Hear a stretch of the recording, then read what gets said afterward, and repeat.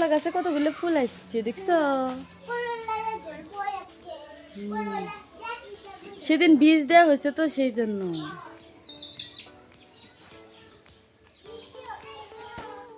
আসসালামু আলাইকুম ফ্রেন্ড, সবাই কেমন আছেন? আমি অনেক ভালো আছি। আজকে আমার বাসায় মানে কেউ নাই বললেও চলে, আমার শাশুড়ি গিয়েছে মেয়ের বাড়িতে। তো আমি আছি, আমার শ্বশুর আব্বু আছে, আমার ছেলে আছে। তো কি করব, তো বুঝতে পারতেছেন গ্রামের পরিবেশ আমার অনেক ভালো লাগে। তো গরুর মাংসটা আমাদের একটু বেশি খাওয়া হয়। আমার ছেলের সমস্যা তো অ্যালার্জির জন্য ডাক্তার বলে দিচ্ছে যে গরুর মাংস না খাইতে। সেজন্য কিনি না, আর মুরগির মাংস বেশি ভালো লাগে না।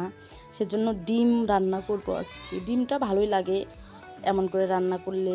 ডিম রান্না করব, করল্লা ভাজি করব। তো আমার ছেলের আবার আমি ওইভাবে মানুষ করার চেষ্টা করতেছি যে যেটা হবে সেটা দিয়ে খাওয়ার চেষ্টা করবে। যেটা খাবো না, এটা খাবো না, এগুলো আমার ভালো লাগে না, এটার চেষ্টা আমি করতেছি। তো একটা মেয়ে মানুষ, আমি ভাবতেই পারি না, আমি খুব মানে গরিব ঘর বলতে চলে, অনেক গরিব ঘরের আমি একটা মেয়ে। আমরা 4 বোন, আমার ভাই নাই, আমি সবার ছোট। তো বাবা আমার 3 বোনের বিয়ে হয়ে গেছে, আমিও বিবাহিত, আমার বাচ্চা আছে, আমারও বিয়ে হয়ে গেছে। বাবার বাড়িতে বাবার বাড়িতে গেলে ভালো লাগে না, মা কান্না করে যে আসো, বাড়িতে কেউ থাকে না, ফাঁকা। আমার মা অনেক অসুস্থ।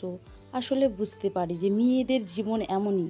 মেয়েদের জন্ম হয় হয়তো অন্য ফ্যামিলিতে থাকার জন্য, অন্য বাড়িতে থাকার জন্য।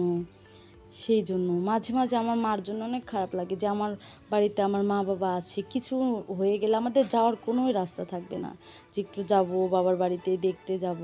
মা বাবা যতদিন বেঁচে আছে ততদিনই আর কি। এই পর্যন্তই, সবাই ভালো থাকেন, সুস্থ থাকেন, আল্লাহ হাফেজ।